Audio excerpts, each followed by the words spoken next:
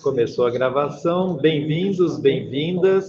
Para quem está assistindo, participando com a gente não no momento ao vivo, esta é a segunda mesa. E para essa segunda mesa, quem vai conduzir os nossos trabalhos é a Amália Bassi, que também faz parte do nosso grupo da Rede de Pesquisa Capitalismo como Religião.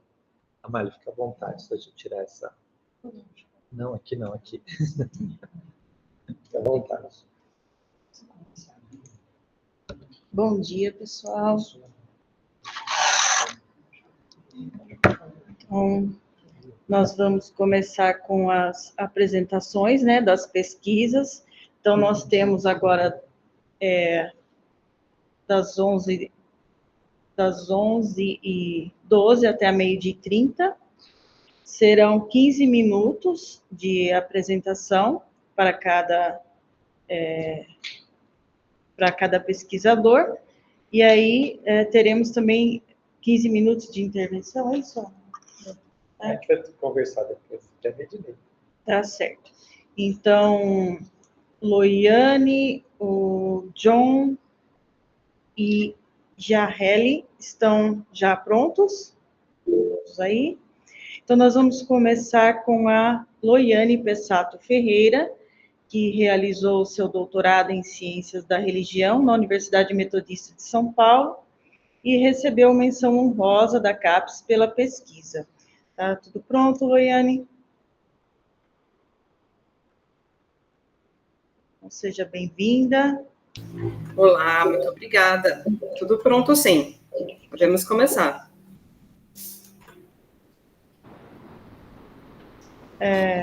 Eu fiz uma apresentação. É possível transmitir ela aí? Ou vocês acham que não tem como? Senão eu só faço minha leitura, não tem problema. Eu acredito que seja possível, sim, Loiane. Ah, legal. Um minutinho só, então, que eu vou abrir aqui. É uma questão tecnológica. Se caso não der certo, aí você faz a sua apresentação de outra forma, mas acho que está abrindo aqui. Abriu. Ok? Pode ficar à vontade. Tá bom, então eu queria agradecer, vou começar agradecendo ao convite, né, a todas as pessoas que participam desse seminário Capitalismo como Religião. Fiquei muito grata com o convite, para vir falar a respeito da minha tese. Eu fiz uma apresentação sucinta, né, a respeito do que eu escrevi nesse texto, né, nessa tese. E eu procurei enfatizar os aspectos em que ela se aproxima das discussões desse seminário. E, assim, eu espero poder contribuir com essas reflexões sempre tão enriquecedoras e importantes, em especial, né, com todas as questões e desafios e crises da nossa realidade, né? Então, eu denominei essa síntese como capitalismo como religião, representações do budismo e poder colonial. Eu faço parte da Associação Buda Dharma, Instituto Pramana, atualmente, né? Faço parte dessa, como presidente no momento, como professora também. Então, para início, o que eu gostaria de comentar é o tema da pesquisa, o nome da tese, né? Representações do Budismo na obra de Max Miller. O trabalho ele focou em um contexto amplo da conexão entre o Max Miller e a apreensão, o conhecimento, o estudo das religiões asiáticas no cenário colonial e especial, né, com a atuação da Companhia das Índias Orientais, que financiaram objetivamente alguns trabalhos do Max Miller, sendo eles, primeiramente, a edição do Livro dos Vedas, que ele ficou mais de 20 anos fazendo, e, posteriormente, a coleção Livros Sagrados do Oriente, e o fato dele ter mantido a sua pesquisa em torno da questão da Ásia, e sempre muito próximo da Companhia das Índias, que mantinha também uma imensa biblioteca que ficava acessível a todos em Oxford, e a conexão desse pesquisador, do Max Miller, que é conhecido na área das ciências da religião como seu fundador, com o ambiente da Companhia das Índias, mas principalmente com a Universidade de Oxford, onde ele lecionou, primeiramente como convidado, depois ele ganhou uma cadeira, né, depois de algum tempo que ele havia ganhado um pouco mais de prestígio, ele passou a ser alguém que ainda tinha uma cadeira, né, dentro da Universidade de Oxford. Queria comentar, inclusive, que nessa Universidade de Oxford existiu, na verdade existe até hoje, uma cadeira de sânscrito, que é uma língua importante para as tradições asiáticas, tanto o hinduísmo quanto o budismo, chamada cadeira Bodhin de sânscrito, que foi criada no contexto colonial, foi criada no contexto por uma pessoa que estava mantendo essa cadeira, financiando essa cadeira, com um sentido de investir nessa questão dos conhecimentos sobre as religiões asiáticas, sobre a cultura asiática, como uma forma de conectar isso ao conhecimento como uma espécie de poder. Então, um aspecto importante da minha pesquisa é como o colonialismo, e aqui eu passo a usar o termo linguagem de império, como o colonialismo fundou uma espécie de linguagem de império que foi utilizado também para tratar sobre os temas religiosos, sobre os conceitos específicos de religião, e aqui houve uma disputa, porque as coisas parecem sempre muito 1 mais 1 igual a 2, mas no caso da Companhia das Índias Orientais, houve uma disputa sobre essa noção de utilizar a religião e a cultura asiática como uma forma de organização também, com um lado das pessoas como Max Miller, que defendiam que esse conhecimento poderia sim ser utilizado, e de outro, as pessoas que defendiam que esse conhecimento deveria ser abandonado e que as culturas e religiões deveriam ser totalmente suplantadas pelo conhecimento ocidental. E essa segunda visão que eu falei, ela era majoritária. Então, durante um tempo, a Companhia das Índias teve essa disputa interna, e embora o Max Miller não fosse um oficial das Índias, da Companhia das Índias, ele colaborou muito, inclusive ele treinou, ele ensinou oficiais da Companhia das Índias Orientais a respeito da cultura asiática, quando essa perspectiva dessa disputa inverteu para o lado de, sim, vamos utilizar esse conhecimento, né? Mas de todos os dois lados, a gente percebe que existe uma estrutura imperial se debruçando em torno da questão da cultura indiana, das religiões asiáticas, e investigando ela é ou não servível a nós, né? Até o momento em que ela foi considerada como servível. E aí ela passou a ser pesquisada, coletada, passou a existir uma espécie de... A mesma máquina que organizava o poder e a questão administrativa, ela tinha nos seus meandros ali, no seu seio, pessoas que eram os oficiais que tinham passado por um treinamento, tinham passado por estudos para entender todo esse conteúdo que é conhecido nessa época como orientalismo, né? Esse material, ele se denomina orientalista, para, de alguma forma, transformá-lo em um conhecimento de interesse de império, e depois, e esse é o lado que minha pesquisa trouxe, que é um aspecto que eu acho que é bem importante, que é a ideia de como esse conhecimento passou a circular para fora dessa companhia e quais ambientes promoveram determinados modelos e determinadas discussões, e como isso também fez com que as religiões asiáticas, e aqui eu falando especificamente do budismo, se transformassem em uma espécie de produto, né? Então, os ambientes acadêmicos, como a própria Universidade de Oxford e outras academias letradas desse período do século XIX, eles se incumbiram de fazer esse papel, e uma parte desse papel por conta de oficiais que, no meio daquela disputa que eu havia dito, começaram por interesse próprio, talvez por tédio, como disse o professor Dr. Donald Lopes, da Universidade de Michigan. Ele fala que os oficiais se entediavam no trabalho nas Índias, e isso fazia com que eles se voltassem a pesquisar a cultura, a fazer uma espécie de mapeamento. Mas eu acho que é mais do que isso. Já existia um conhecimento sobre as línguas asiáticas, fazia mais tempo, e já havia um desenvolvimento do orientalismo, Esses oficiais, eles eram formados, pessoas letradas, como algo próprio do século XIX, como também a realidade, por exemplo, no Brasil isso também acontecia. Então, por exemplo, a história brasileira, ela foi composta no século XIX por pessoas que eram do campo político e que participavam de um instituto histórico geográfico, né? Esse é o tema do meu mestrado, na verdade, né? E aí, esses ambientes acadêmicos produzem esses modelos, há disputa entre eles, entre essas cadeiras. Então, o próprio Max Miller, ele enfrentou disputas, o espaço dele não estava garantido, inclusive ele perdeu a cadeira de sânscrito, que eu havia mencionado, para o Monier Williams, que tinha a visão oposta da dele sobre essas religiões, né?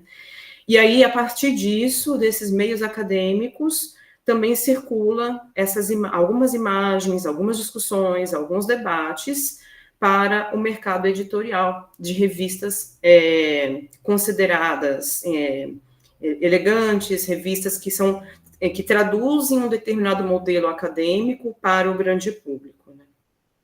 No caso específico do Max Miller, como eu havia mencionado, ele teve financiamentos que duraram décadas para que ele fizesse essas suas pesquisas. Aqui, vocês estão vendo uma charge, que é uma charge de época, tá? Ela não estava na minha pesquisa, mas eu a vi muitas vezes, e ela me ajudou a refletir sobre esses papéis. Quem fez essa imagem chama-se Sir John Tenniel. Ela faz parte de uma coleção chamada Caricaturas da Vida de Oxford. Esse autor ele é conhecido por ter feito outras caricaturas na época. Junto com o Max Miller, que está aqui ao centro, representado, tem o Arquibaldo Henry Sayce, que ele era professor de assirologia, terminou cortando aqui a imagem que é a esquerda. E à direita, que está um pouco mais em destaque, é o professor James Legge, que foi professor de sinologia em Oxford, e que colaborou com Max Miller no projeto dos livros sagrados do Oriente. Coloquei essa imagem aqui, que eu não abordei na minha pesquisa, mas me ajudou a refletir pelo seguinte, né, é a maneira como os próprios europeus estão vendo seus pesquisadores como gurus, né, como representantes centrais de determinados estudos, e isso foi algo que o Max Miller buscou. Ele quis manter esse modelo. Quando ele começou a se cansar, e o pesquisador que é o Lawrence von der Bosch pesquisa, ele fez uma imensa biografia do Max Miller, ele fala que ele começou a sentir desgaste de pesquisa fazendo os Vedas, e aí ele decidiu começar a se voltar para as outras religiões do Oriente, e entre as várias coisas que ele estava pensando, uma noção importante era essa, ele queria se transformar em uma autoridade na questão da abordagem da Índia, enquanto outros você tem as línguas do Oriente, você tem os assírios, e aí a gente tem um personagem que se preocupa com a China. E as pesquisas, as publicações que eles vão fazer, vão começar a refletir isso. A minha tese, ela é exatamente no momento em que o Max Miller está mudando esse norte dele para ampliar para o budismo também, e ele se insere em uma discussão sobre o budismo em 1862. Tem um autor francês chamado Jules Barthélemy de Saint-Hilaire. Esse personagem tinha publicado um enorme livro sobre o budismo, e o Max Miller pega esse livro e ele faz uma resenha numa revista que nessa época é conhecida como uma revista de importância dessas discussões. E tinha um modelo próprio de resenha. A resenha dele não é uma mera resenha, é uma resenha, mas ele, no meio da discussão ele deseja mostrar como ele sabe também sobre o budismo, como o que ele está trazendo ali é algo que, inclusive, complementa o imenso livro, né? E aí ele vai mostrar o que ele acredita do budismo nesse período da década de 60. E nesse processo de mostrar como ele entende o budismo, ele aborda o budismo com uma série de elementos que caracterizam essa linguagem de império. Uma dessas linguagens, um desses aspectos dessa linguagem, é a questão justamente de um debate que aconteceu. Tem várias outras, né? Tem, por exemplo, um assunto que eu acho que foi bem interessante na pesquisa e que trouxe muito do que o Max Miller estava vivendo em Oxford, é a representação que ele faz do Buda. Ele vai falar que o Buda, ele é, antes de tudo, sem ser um líder religioso, um reformador, alguém que trouxe uma nova abordagem religiosa, ele é principalmente um reformador social. E aí ele vai mostrar como ele acredita que ele é um reformador social. Mas de vez em quando ele pende para o lado, sim, ele é um reformador religioso. E nesses momentos ele compara o Buda a Lutero. Junto com esses debates, ele também está mostrando como o Buda recusava os ritos do tempo dos Brahmanes, né, a questão dos sacrifícios que eram feitos, das oferendas, e neste momento ele aproxima Buda de uma série de discussões sobre a religião anglicana que estavam acontecendo em Oxford, num processo de reformulação da religião anglicana com dois lados. Um lado que era muito mais aproximadas das discussões, né, do catolicismo, os modelos católicos, e o outro que pretendia, não, a gente precisa abrir, fazer uma reforma educacional e tudo mais. Então, é como se o Buda tivesse se prestado também a mostrar esse modelo, né, valorizar esse modelo, do qual ele, Max Miller, acabou se aproximando por conta de uma série de pessoas políticas que eram amigos dele, que eram parte da Universidade de Oxford, e que o inseriram nessas discussões. O conceito do Nirvana é muito forte, ele critica o conceito do Nirvana no budismo, ele fala que o Buda errou, ele fala que o Buda ensinou aniquilacionismo, e ele tenta argumentar nessa direção, falando, olha, ele tinha uma moral impecável, mas a verdade é que ele errou em termos soteriológicos. E aí, nessas discussões todas, junto com essa apropriação dos modelos, das preocupações políticas que ele estava demonstrando, ele também apresenta essa linguagem de império e transforma o budismo, né, ele critica o budismo como se o budismo não tivesse condições de estar, inclusive, com o nome de religião, né, ele chega a falar isso nesse texto. Partindo para as minhas considerações finais, eu procurei demonstrar não a obra de Miller e o todo da obra do Miller, porque isso seria muito extenso, e o Miller muitas vezes pega esses artigos e ele republica, ele altera elementos, né, ele não permanece com a mesma discussão. Então, eu procurei, inclusive, o texto no tempo que ele publicou, né, mas a gente pode perceber também pela análise da sua vida e pelo processo que ele vai construindo, que existe uma discussão de saber e poder entrelaçados que impacta em como o budismo é analisado, né, dentro dessa obra dele. Uma futura pesquisa seria verificar como que isso está repercutindo em ambientes coloniais. Eu posso já dizer que efetivamente esses impactos acontecem. Eu faço parte eu estudo com uma universidade do Sri Lanka, que é de uma tradição chamada Theravada, e muitas vezes eles falam do Max Miller, eles falam de autores europeus, então a gente percebe que aconteceu essa inversão, né, dessa discussão do poder. Não dá para a gente tirar o Miller do seu tempo, no entanto, né, porque no processo de composição que ele faz sobre essa análise do budismo, ele colaborou para colocar o budismo e esses temas no mapa. Ele é crítico do budismo, ele rechaça o budismo, ele muitas vezes utiliza termos, inclusive, pejorativos para falar de todos esses cenários. Mas, ainda assim, ele fala, a gente tem que olhar isso daqui, a gente tem que pesquisar esses elementos, a gente não pode deixá-los de lado, né? E, nesse ponto, ele colaborou para quebrar uma determinada forma de pensar do seu tempo, né? E nesse processo, nessas críticas, ele traz o sistema colonial, e esse sistema colonial, na sua análise, molda essas narrativas e justifica, sim, a expansão econômica. Então, a linguagem de império está sempre presente, não sem conflitos e sem disputa. Por fim, eu queria ressaltar essa questão do mercado editorial, porque o budismo ele se transformou em um produto, certas imagens do budismo que se tornaram palatáveis para circular nessas revistas de amplo e de meio acadêmico, que também colaboraram para criar certas representações do Buda, inclusive algumas do Buda muito sério, muito cético, um Buda que é um Buda luterano, né? Essa foi uma imagem muito forte que o Miller acabou colaborando junto com outros debates na sua criação. E vou encerrando aqui, então, gente, tem meu tempo, Muito obrigada.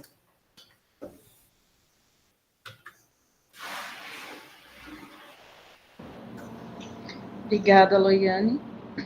Agora, pela ordem aqui, é o John Carlos Ukayama, peruano, doutorando em Teologia na Pontifícia Universidade Javeriana, na Colômbia. Então, eu vou ceder aqui o lugar para ele.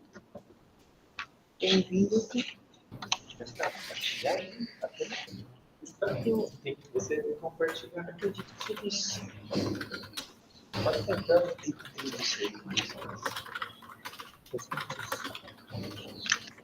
Senta aí, John.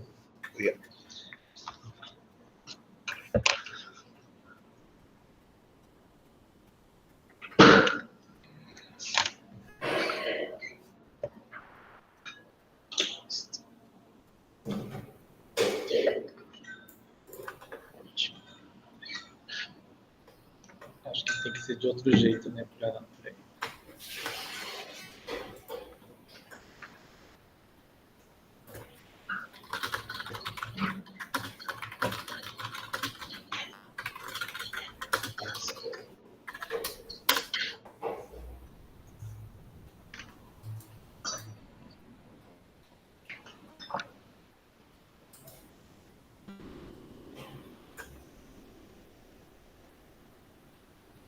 Perdido aí, ó.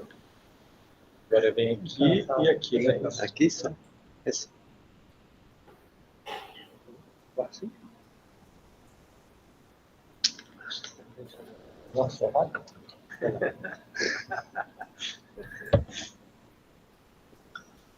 Ainda não contou o tempo, não?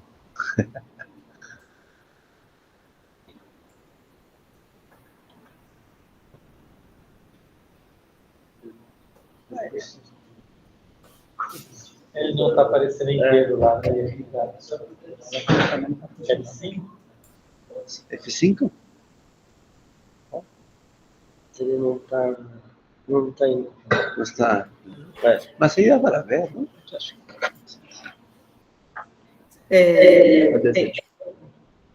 Tem um jeito de apresentar que você vai direto na tela de apresentação. Põe para apresentar ele, o PowerPoint, e aí a hora que for apertar aqui para compartilhar, vai aparecer apresentar agora, aí clica em janela. Aí vai aparecer várias janelas. Uma delas vai ser a janela de apresentação. Ótimo.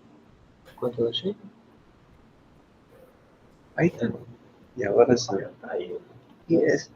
Acho que não deu ainda. Olha só apertar para apresentar tudo. Acho que... Ainda assim não foi, mas eu acho que aqui vou compartilhar a tela inteira. Tá certo. Tem toda uma equipe aqui em volta, viu, gente? Para tentar resolver o slide. Sempre assim.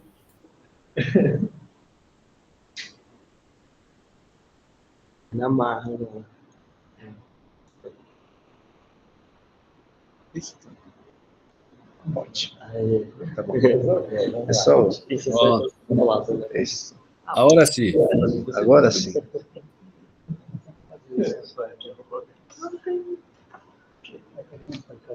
Bom dia para todos.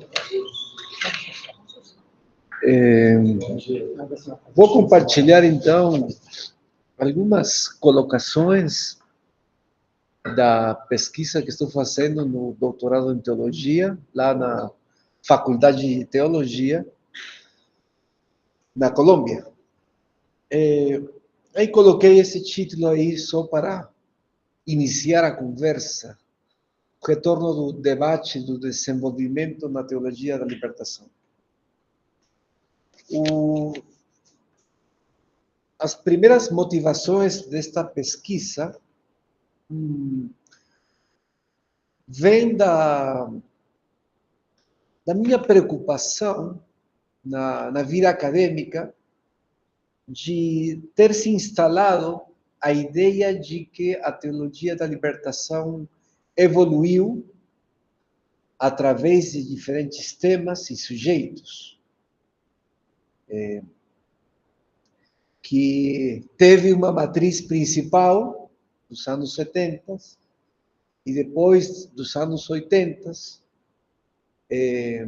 essa teologia da libertação evoluiu. Inclusive se cita a Gustavo Gutiérrez naquele texto, acho que Olhar Longe, chama-se a edição do livro Teologia da Libertação,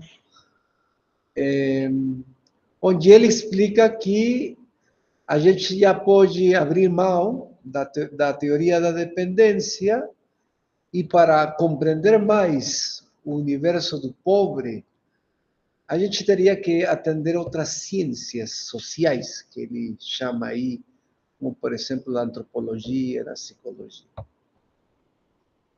Então, essa primeira constatação que eu fui vivendo na academia não me satisfazia. Então, comecei a pesquisar se houve uma evolução como tal. Ou examinar quais seriam esses critérios da evolução. Então, essa acho que foi uma primeira constatação. Uma segunda foi que nos anos 70, como nós sabemos, o interlocutor teórico dessa teologia da libertação foi a teoria da dependência, concretamente para compreender de uma maneira nova a questão do subdesenvolvimento. Subdesenvolvimento não como ausência de modernização, que ainda nossos países parecem ter essa imagem, sino o subdesenvolvimento como uma consequência de relações econômicas, políticas, geopolíticas. Então, a crise teórica das ciências sociais, que também fui percebendo, deixaram do léxico a questão da dependência, do subdesenvolvimento, para se concentrar em outros temas. Mas o certo é que o fato real é que a América Latina continua sendo provedora de matérias-primas e cenário da agressão mais forte do capital ao trabalho e à natureza. Então, minha preocupação foi ir lá nas fontes para ver como foi a discussão do desenvolvimento nas primeiras obras da teologia da libertação, concretamente dos autores, esses que estão aqui, dois livros clássicos, a gente poderia falar, duas escolas provavelmente se dão a partir destes livros, não? Teologia da Libertação de Gutiérrez e Ideologias do Desenvolvimento, do Franz Hickelamer. Então, a primeira coisa que fui pesquisar lá foi que houve uma dialética da libertação, dependência, para criticar a instalação do desenvolvimento capitalista.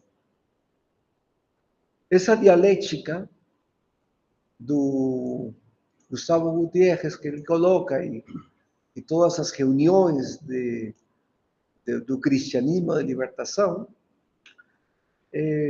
se centrava nos programas de modernização que a região estava sofrendo. E que, de alguma maneira, isso não servia para mudar a realidade do subdesenvolvimento na América Latina. O que faz esta obra é que analisa o seguinte, desloca a questão do desenvolvimento não? E coloca a questão da libertação. O deslocamento, o que eu vou achando é que não se reflete mais sobre a questão do desenvolvimento. Essa discussão vai diminuindo, vai se evaporizando. Então, aí vem a questão, por que acontece isso? Bom, no livro que o Jung publicou, acho que nos 90, chegou na língua hispana, Economia, tema ausente da teologia da libertação, ele coloca na categoria anomalia, uma anomalia fundante, não? E achei interessante continuar com essa perguntar-me por que acontece essa anomalia.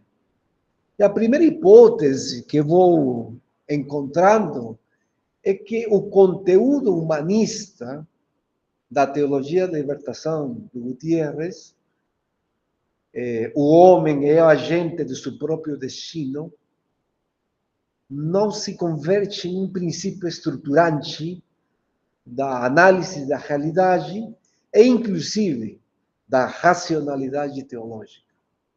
Provavelmente é Deus, o libertador, que vai deslocando, inclusive, o papel da praxis humana. Eu vejo essa tensão nesse livro e vejo mais nas obras posteriores de Gutiérrez. Então, acho, então, muito pertinente trazer outra vez à colação esta questão do desenvolvimento, mas ainda uma obra muito paralela, acho que um ano antes do Gustavo, Ideologias do Desenvolvimento. E aí a avaliação que faz Franz, a diferença de Gutiérrez, acho que tem umas linhas teológicas. Uma central seria a relação da praxis com os conceitos transcendentais.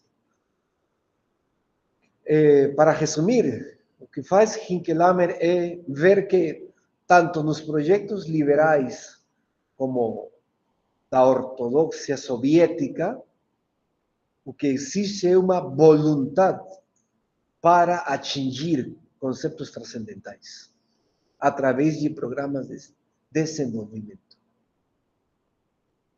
Eu acho muito interessante essa ideia de Franz, porque complementa, de alguma maneira, a questão da praxis que Gutiérrez fazia. Em Gutiérrez se constata aquilo que se chama como praxis de libertação. Aqui se avalia, no caso de Franz, a praxis com os conceitos transcendentais. Então, acho muito interessante voltar a estas fontes, primeiro para compreender aquilo que a gente está chamando hoje como neoliberalismo, não? Neoliberalismo, a gente poderia afirmar, é o período de cancelamento do desenvolvimento. É o período da acumulação in extremis. Não tem nenhum programa de desenvolvimento.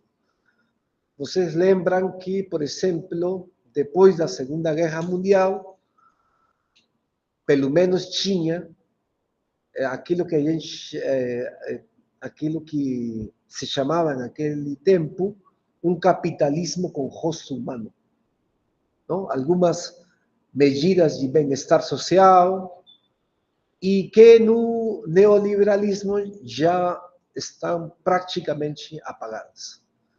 Então, achei interessante vincular a existência do neoliberalismo com o abandono do desenvolvimento. Bom, acho que daria isso para discutir bastante, só queria terminar porque já meu tempo está morrendo.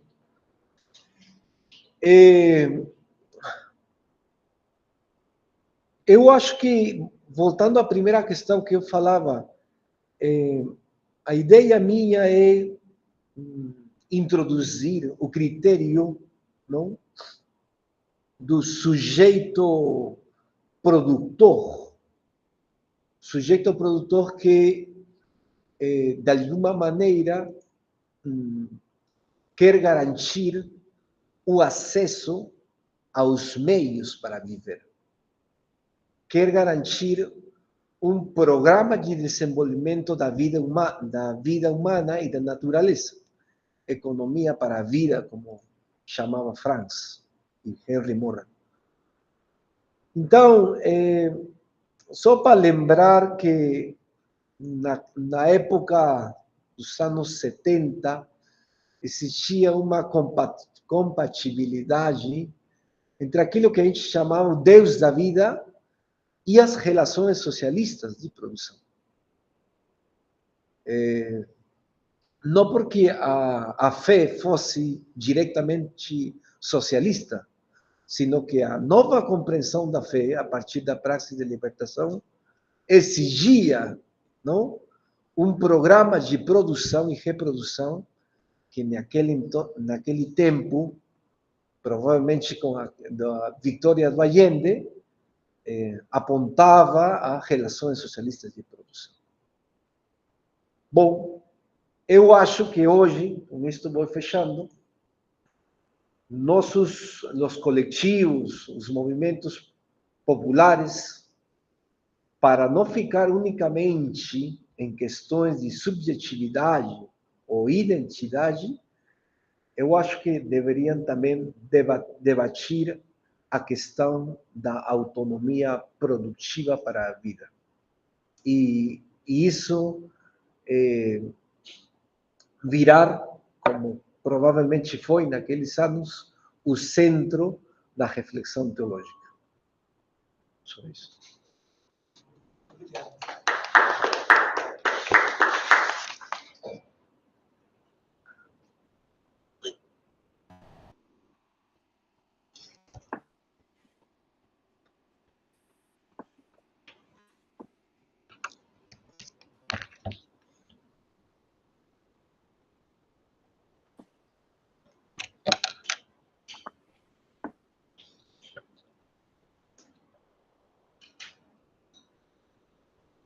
Agora, então, é Jarreli Vargas Ramos, porto-riquenho, doutorando na Drew University, New Jersey, Estados Unidos.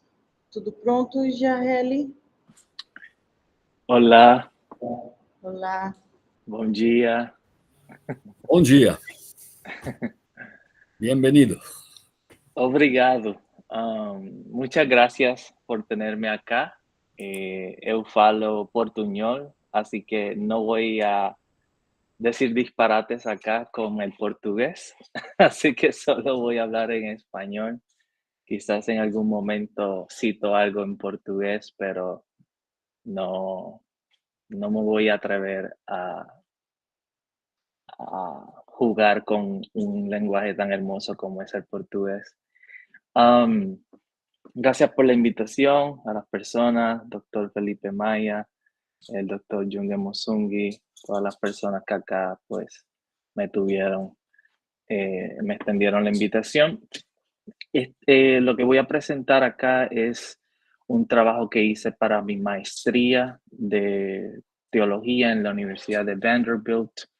Allí estuve trabajando con el profesor George Rieger, pero entonces quise hacer cosas que tuviera que ver con Puerto Rico, con teología de la liberación, y haciendo una crítica de la idolatría del mercado, utilizando la deuda pública de Puerto Rico. Así que yo dividí esa tesis de maestría básicamente presentando el contexto histórico y económico de Puerto Rico. Luego entonces pasé a hablar un poco acerca de cómo la idolatría del mercado se inserta en la discusión. Y ya luego entonces cómo la iglesia pudiese de alguna manera presentar algunas alternativas. Yo vengo de una tradición pentecostal. Perdonen, aquí yo dije que iba a colocar mi tiempo para estar seguro por dónde voy. Así que mi intención también era por escribirle y hablarle un poco a la iglesia. Así que, bueno, comienzo diciendo que Puerto Rico en estos momentos tiene una deuda económica muy grande. Estamos hablando de unos 75,000 millones de dólares aproximadamente. Y obviamente eso no es sorprendente cuando miramos que Puerto Rico es la colonia más antigua del mundo. 400 años bajo España, 125 años aproximadamente bajo los Estados Unidos. Así que pues Nelson Maldonado Torres, un filósofo decolonial puertorriqueño, habla de la catástrofe colonial. Es decir, la catástrofe no comenzó hace 5, 10, 15, 20 años, sino que básicamente desde la llegada, conquista y el genocidio que hubo en el Caribe de sus pobladores originales, pues podemos estar hablando de una catástrofe. Puerto Rico en un momento dado, ya llegando al siglo XX, se habló de un milagro económico en Puerto Rico porque pues hubo un boom económico y claro está, muchos economistas en Puerto Rico críticos han dicho que en aquel momento, en aquel contexto de la Unión Soviética y Estados Unidos como los dos poderes que se disputaban la hegemonía en el mundo, a Puerto Rico, a Estados Unidos le convenía que Puerto Rico despuntara y tuviera una economía robusta, etcétera, porque funcionaba como contraparte de Cuba, que Puerto Rico y Cuba siempre hemos tenido una historia muy similar, por eso nuestras banderas son las mismas con colores invertidos, ¿no? Y entonces, claro, Estados Unidos encierra a Cuba y dice, ahí está el mal, el comunismo, pero abre a Puerto Rico y entonces es una vitrina para contrarrestar, ¿no? Y decirle a Latinoamérica, si tú quieres estar con la Unión Soviética, eres una Cuba. Si quieres estar conmigo, eres un Puerto Rico. Pero ya eso desapareció y Puerto Rico realmente ha tenido una crisis sumamente fuerte que ha producido un éxodo masivo. De hecho, yo mismo me considero parte de ese éxodo. Yo estuve viviendo en Puerto Rico toda mi vida, hasta mis 32 años, y apenas 3 años que estoy acá en los Estados Unidos. Y es por esa austeridad que se ha implantado en los últimos años, con una Junta de Control Fiscal que se colocó en Puerto Rico, implantada por el Congreso de los Estados Unidos. Puedo hablar de los huracanes que impactaron en Puerto Rico, pero eso de los huracanes es importante porque la teórica Naomi Klein habla sobre el capitalismo del desastre y la doctrina del shock. Entonces, todo lo que se quería hacer en Puerto Rico, utilizaron la emergencia de los huracanes como la manera de decir, ok, este es el momento de implantar nuestro programa neoliberal, entiéndase cierre de escuelas, estamos hablando de escuelas públicas, decenas de escuelas públicas cerradas, recortes en la universidad pública. Lo que yo pagaba en el 2006, los jóvenes hoy es triple, ha sido triplicado el enrollment, la matrícula de los estudiantes en Puerto Rico en estos momentos. La electricidad era una facilidad pública, ahora ha pasado a manos privadas y eso ha traído muchísimos problemas para Puerto Rico.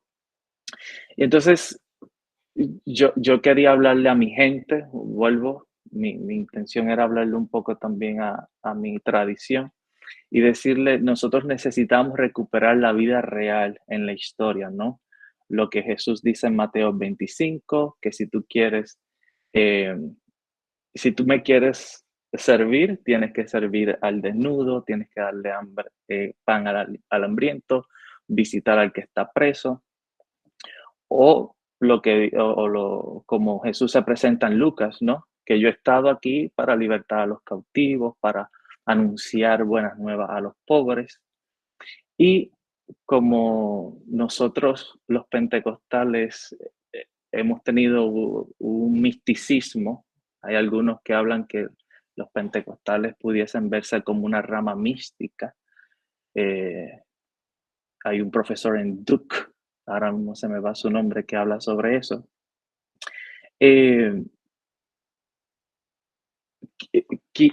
Les hablo de Jesús, les hablo de volver a ese Mateo 25, porque como dijo un místico también del siglo XIII, John Rusbrook, obviamente estoy pronunciando mal su apellido, él decía, si usted está en un momento de éxtasis y de misticismo con Dios en su hogar, y viene un pobre, un hambriento a tocar a la puerta de su casa a pedirle alimento, deje a ese Dios de éxtasis en su cuarto, vaya y sirva a la persona que le ha tocado a la puerta, porque Dios es más real en el pobre que le tocó la puerta que el Dios místico que está encontrando en su casa.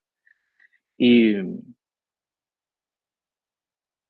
entonces, uno de los pasajes que recupero gracias a Rubén Alves es de Efesios capítulo 6, verso 12, donde dice que nuestra lucha no es contra carne ni sangre, sino contra potestades. Y Alves dice que definitivamente el poder no se localiza en los individuos, sino en las estructuras. Y eso es lo que yo quiero señalarle a la iglesia, ¿no? Hay unas estructuras mucho más poderosas que la espiritualización que hemos hecho. Entrando a la idolatría del mercado, voy aquí a rescatar una cita en portugués de Hugo Asman, cuando dice, os paradigmas econômicos totalizantes, su mercado, su planificación, procuran direccionar caminos únicos y exclusivos, legitimados con promesas mesiánicas. Así que la economía, en este caso la neoliberal, se presenta como ese modelo único, exclusivo y que promete rescatarnos de la deuda, en el caso de Puerto Rico, si ponemos una serie de medidas de austeridad, entiéndase todo lo que dije, cerrar escuelas, quitarle servicios a los más necesitados, porque hay una promesa, volver a retomar los mercados financieros, poder volver a tomar prestado y a través de eso volver entonces a resucitar la economía y volver a tener vida en el país. Pero lo que solapa esto es ese sacrificio. Volviendo a citar a Asman, él dice, o horizonte utópico fica eliminado mediante autopização das formas institucionais próprias do paradigma imposto. A pretensão da exclusividade e validez universal faz com que a eliminação dos estorvos do caminho, declarado o único transitável, se transforme em operação necessária. O custo en vidas humanas se transforma en sacrificio necesario. Entonces, sí, van a haber unos sacrificios, dice el neoliberalismo, pero es que son necesarios para poder entonces acceder a esos mercados financieros y poder salir de la crisis económica de Puerto Rico.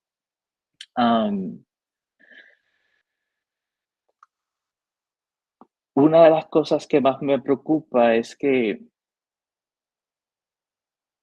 la iglesia no ha podido ver esto, no ha podido ver que la razón por la cual Puerto Rico ha estado luchando no es porque hay personas del mismo sexo que se están casando, no es porque estamos hablando de educación de perspectiva de género, sino porque hay unas estructuras económicas globales, un colonialismo de parte de los Estados Unidos que está produciendo esto. Y mi intención es tratar de cambiar la mirada de esa espiritualización constante que hacemos en la lectura de la iglesia y que miremos también a esto otro. Quizás para terminar, lo que puedo decirle es que Carrie Day, una teóloga, womanist, theologian, en Estados Unidos, dice que el neoliberalismo es una lógica de mercado que ordena a las personas vivir según el principio de la competencia en todas las esferas sociales de la vida, convirtiendo al individuo en una empresa. Quiero subrayar eso. Convirtiendo al individuo en una empresa. En ese sentido, ya no es el Dios, ya no es el Dios de Génesis que hace al ser humano a su imagen y semejanza. Ahora es el capitalismo neoliberal que hace al ser humano a su imagen y semejanza. Así que ya no es imago Dei, ahora es imago mercatus. Y pienso que si la iglesia pudiese entender cómo nos hemos arrodillado frente al ídolo del mercado, pudiésemos abrir nuestros ojos y comenzar a hacer cosas distintas que realmente bendigan a la comunidad y sanen nuestra tierra. Por ahí van mis tiros y mis pensamientos. Si a alguno de ustedes le interesa leer la tesis, son 40 páginas en inglés, se las puedo acceder sin ningún problema. Muchas gracias, obrigado.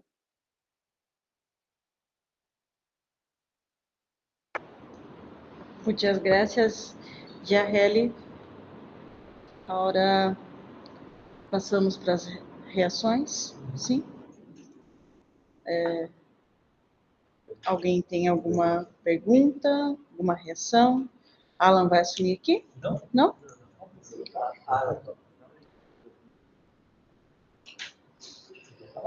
Eu posso falar? O Jung, Você vai lá. É mais fácil. o Jung vai fazer a primeira reação.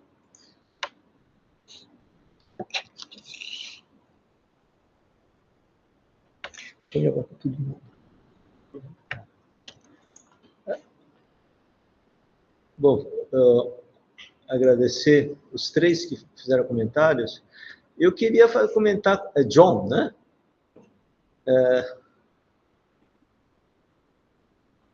É a primeira vez que alguém faz uma história da teologia da libertação, colocando Gustavo Gutierrez, não comparando com Assmann, com Rubem Alves, mas com texto do Hinckley, a ideologia do desenvolvimento. Eu achei interessante, né?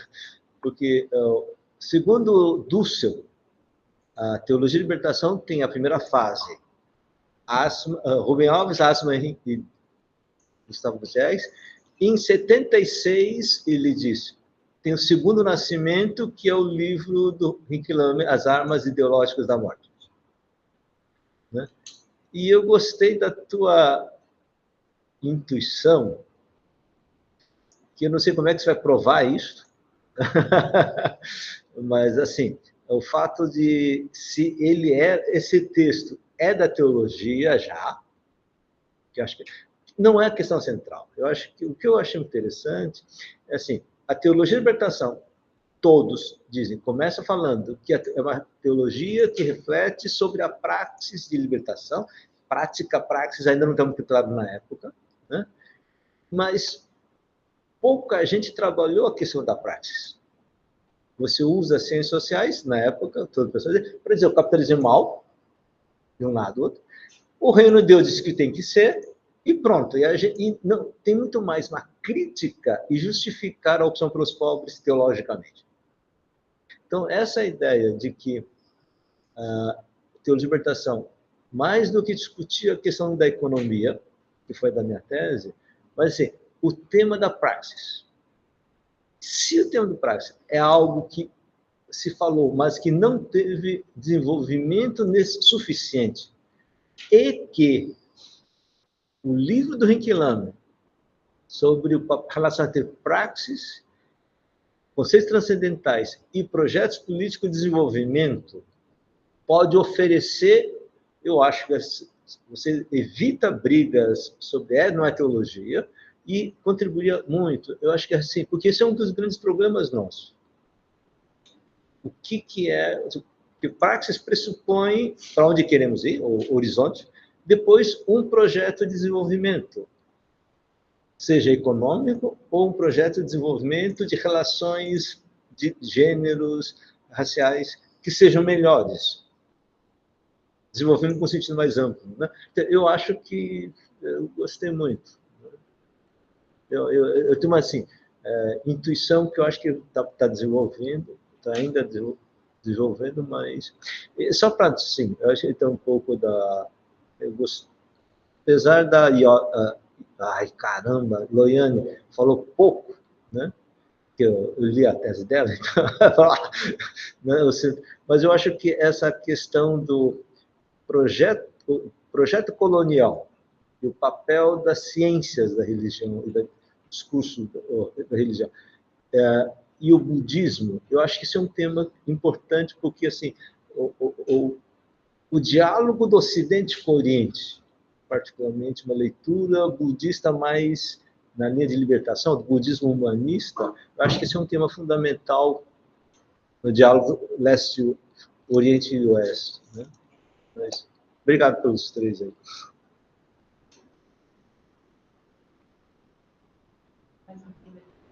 Você fala daí, né? Vai lá. Não, desculpa.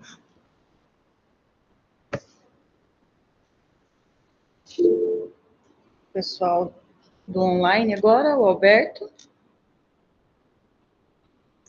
Alberto?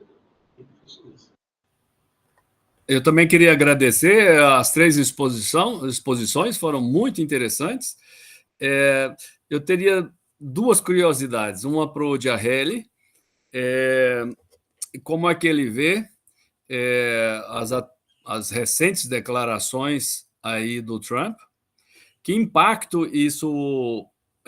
não ria, Felipe, porque não quero discutir notícia, eu quero discutir assim, porque nós estamos discutindo a questão do neoliberalismo, a religião, e estamos sempre falando, Giarelli, que a intersecção entre subjetividade neoliberal e autoritária ou fundamentalista se passa através do ressentimento. Se você acha que toda essa centenária história, se esse ressentimento que existe aí, se isso pode ser produtivo, até que ponto as igrejas cristãs em Porto Rico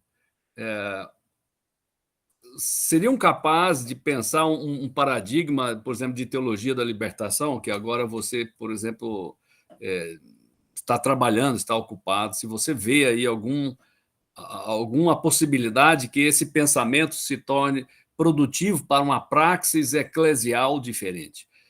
E para Loiane, eu fiquei também curioso, com esses intelectuais europeus, ingleses, alemães, que vão para o Oriente, que também vêm para cá, você falou, foi alguém que falou no Saint-Hilaire. Aqui veio Auguste de Saint-Hilaire, né? Passou por Goiás e tal, mas foi antes um pouco. E muito daquilo que a gente sabe de nós, ou dos antepassados, a gente sabe porque eles escreveram, desenharam, fizeram... Será que naquele tempo também, no tempo da Magna Inglaterra, não havia algum movimento dentro do budismo que articulasse uma resistência ou alguma coisa contra a teologia do Império Britânico? Quer dizer, o Gandhi teria, no caso da Índia, né, teria tido algum precursor, alguma fonte lá atrás, talvez, no século XIX? É só uma curiosidade. Obrigado.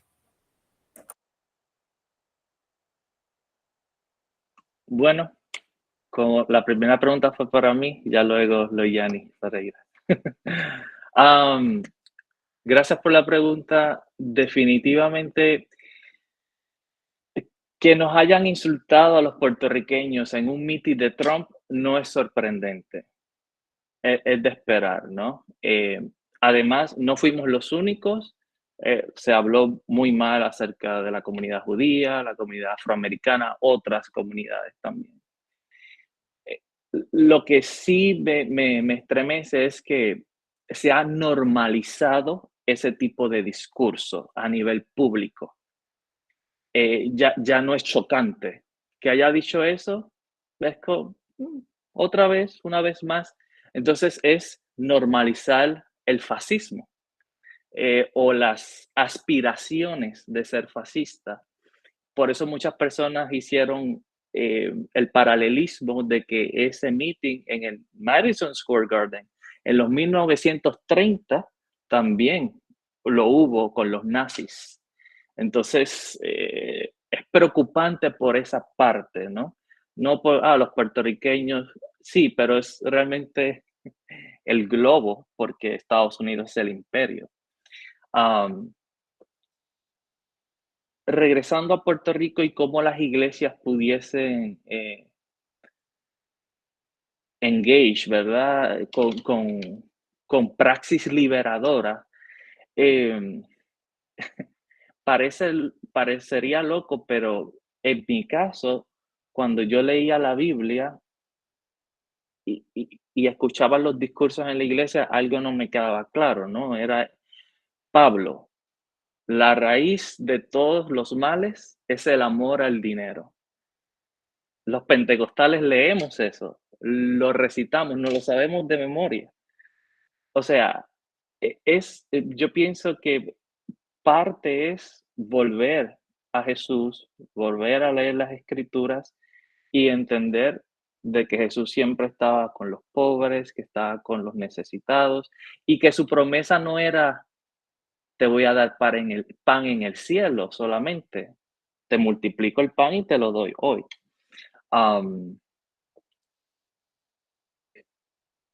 Es una pregunta complicada porque incluso en un momento pensé diciendo que con la educación era suficiente, pero no, porque hay gente que pasó por los mismos procesos educativos que yo pasé y no pudieron cambiar de opinión.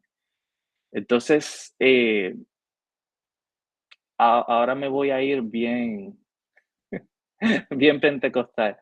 Necesitamos que el Espíritu de Dios nos tire de la cabalgadura como tiró a Pablo cuando iba de camino a Damasco y podamos ver algo distinto, porque yo lo he intentado con mi familia, hablándole, explicándole, y se me hace muy, muy difícil.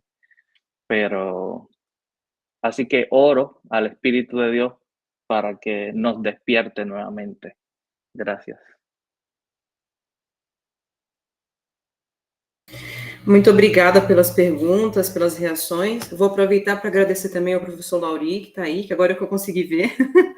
Está um pouquinho longe. O professor Laurinha foi meu orientador durante o doutorado, me auxiliou bastante, excelente interlocutor, me convidou também, então, não agradeci antes, vou agradecer agora, né? E já tinha agradecido a todos da organização do evento, né? Especialmente o Alan e o professor Jung.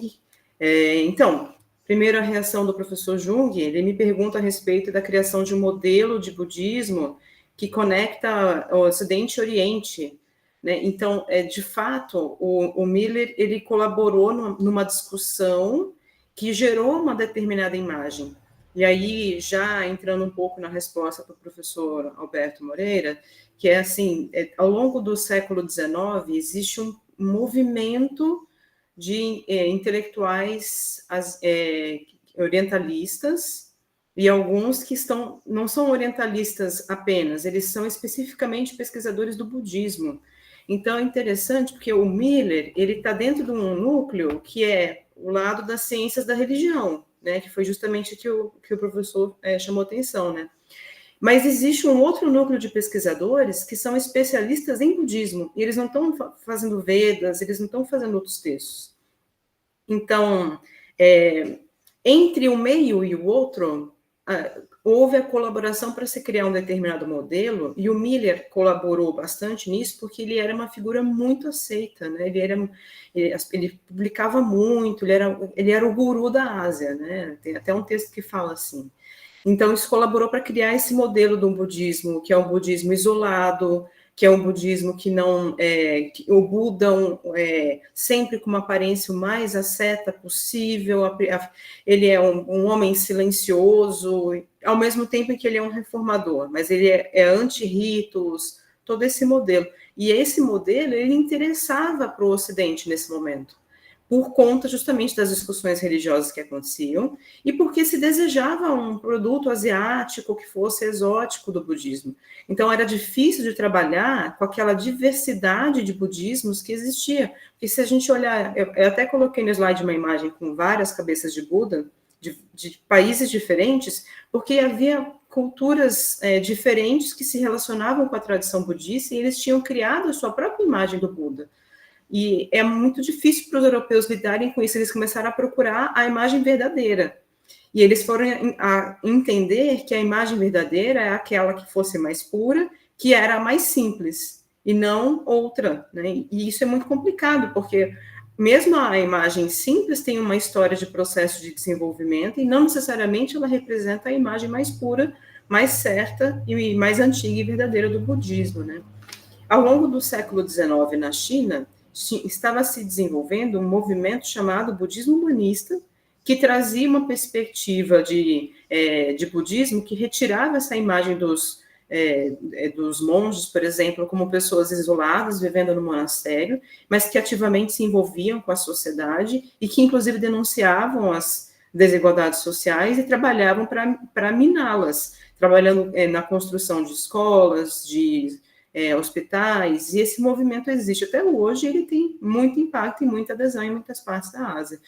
E o Max Miller, ele parece estar completamente fora disso. Por quê? Porque os europeus gostavam de trabalhar com o budismo dos monumentos e dos textos que vinham da Índia. Lembrando que na Índia, nessa época, o budismo já não existia como ele existiu desde o tempo do Buda. Ele estava praticamente desaparecido. Então, era o budismo dos textos e dos monumentos, né? Esse é o budismo que eles trouxeram, e não o budismo vivo das pessoas que existiam, dos monastérios que existiam, dos esforços que estavam sendo feitos. E aí, no caso, a teologia do império, precursores de uma resistência, vou falar assim, tem dois lados. Tem um lado da a resistência ao império. Houve pessoas que apontavam que era estranho um império dentro do império, porque a Companhia das Índias, ela era uma empresa, e ela ganhou o direito de ser como se fosse um mini-estado dentro da Índia. Depois, depois desse tempo que eu escrevi, na década de 60 do século XIX, que essa empresa passou a ser estatal, e aí isso passou a ser realmente um império da coroa britânica, mas até ali era uma empresa fazendo. Então, isso cria uma estranheza ainda maior. E essa estranheza, pessoas da Inglaterra falaram, esse império dentro do império é estranho, o que essa empresa está fazendo? E aí, para resolver esse problema, mais ou menos década de 60, passou a se discutir a ideia de que essas posses da Companhia das Índias, que estavam recebendo impostos dos indianos, agora passaria a ser para a coroa. No caso do budismo, o que a gente tem mais forte são figuras como um autor chamado Eugene Burnouf, que foi autor, inclusive, ele é autor de um texto que virou modelo para a discussão do budismo no século XIX. Ele foi professor de sânscrito do Max Miller, e ele é menos conhecido que o Miller, né? Dentro da ciência da religião, dificilmente se fala esse nome, mas ele é muito forte na tradição budista, ele é conhecido na tradição budista, assim como Rhys Davis, que foi um autor também que criou um instituto de estudos da língua Pali. E qual que é a discussão que eu acho que é mais difícil de mostrar uma voz dissonante? Eu não tenho certeza, não estou dizendo que não tem. Eu não esbarrei nela e eu fiquei com a curiosidade de pesquisar especificamente isso que o professor Alberto trouxe, porque o que eu vejo é uma simbiose. Mesmo Eugene Burnouf, ele só conseguiu fazer esse livro que foi paradigmático para a tradição budista no século XIX, porque tinha um oficial da Companhia das Índias, que tinha ido para o Nepal, e mandou para ele uns 200 textos, 60 textos ele recebeu diretamente das mãos de um nepalês que chegou nas mãos desse pesquisador. Então, esse cara que estava no Nepal, ele mudou a história da pesquisa no budismo na Europa, porque ele mandou 400 manuscritos para a Europa. Foi para tudo quanto é lugar, foi para pesquisador, foi para academias, foi para bibliotecas e tudo mais. Então, eu acho que talvez na época fosse um pouco difícil para pesquisadores da área do budismo rejeitarem o modelo imperial, porque ele acabou trazendo esses efeitos, né? Trazendo esses textos. Também os monumentos, né? Havia pessoas que trabalhavam como arqueólogos dentro da companhia, e eles como que garimpavam todo esse material, e isso circulava como um artefato e como um produto de prestígio social entre as academias e entre os pesquisadores sobre o budismo. Eu acho que isso só começou a ser questionado depois, no processo de questionar também as interpretações. Mas, por exemplo, o Miller, ele foi criticado. Ele deu uma interpretação para um termo em sânscrito, que eu coloquei na minha tese, que é bodhi. Ele traduziu isso como iluminado. Teve gente que falou que está errado, que não é iluminado, que era para traduzir como amadurecido, inteligente. E quando ele traduz como iluminado, ele está dando uma determinada interpretação religiosa e teológica, né? Mas já na época ele foi criticado porque ele estava tentando criar uma espécie de... Todas as religiões apontam para a mesma direção, né? Então, por isso que ele traduziu como iluminado o termo. Então, existem essas críticas, mas essa discussão sobre o império, uma resistência budista sobre o império, eu acredito que é uma coisa que eu ainda vou pesquisar, e agradeço aí a observação.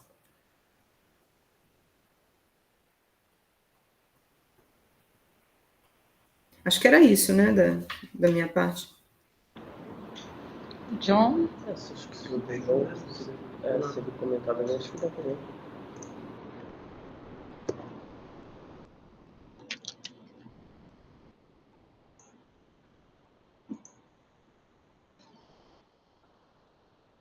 Sim, só para sublinhar a ideia que colocou Jung,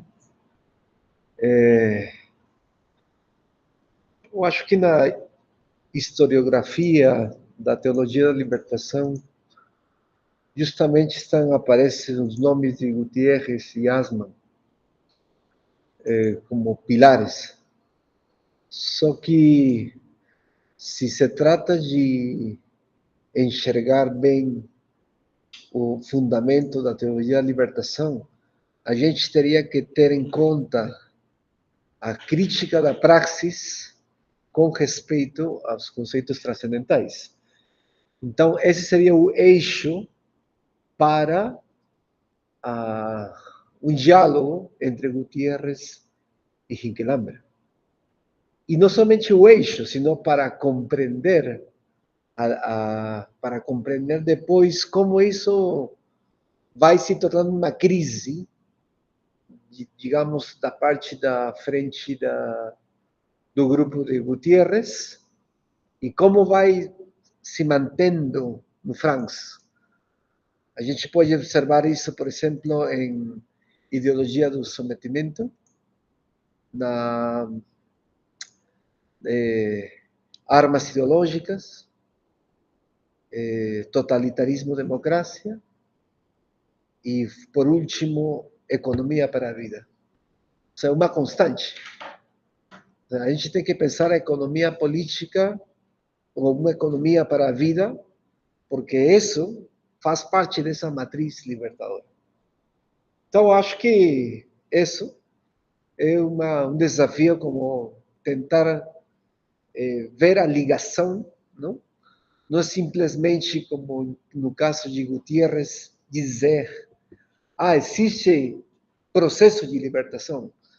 Mas se a gente percebe qual é o processo de libertação, ele coloca, por exemplo, a Revolução Cubana, Che Guevara, Paulo Freire, mas não discute sobre isso, os processos que estão.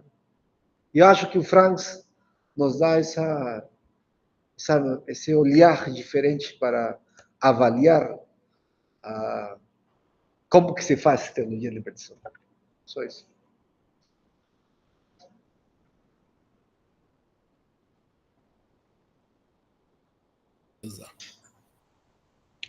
Beleza.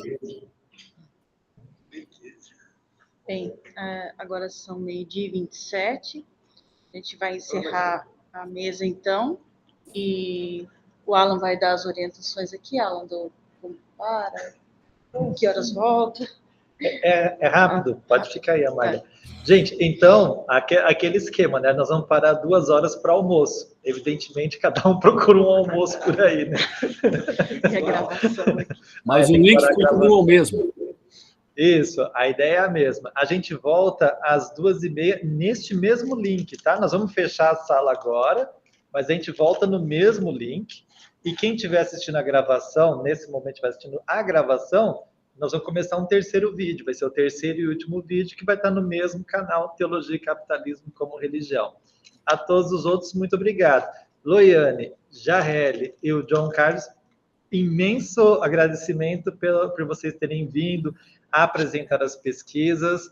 Parece ser um pouquinho de tempo de reflexão, mas isso ajuda a gente a conhecer o que está sendo produzido, conhecer os pesquisadores, né? E considerá-los quando a gente vai fazer as nossas próprias pesquisas. A Gabriela levantou a mão, pode falar.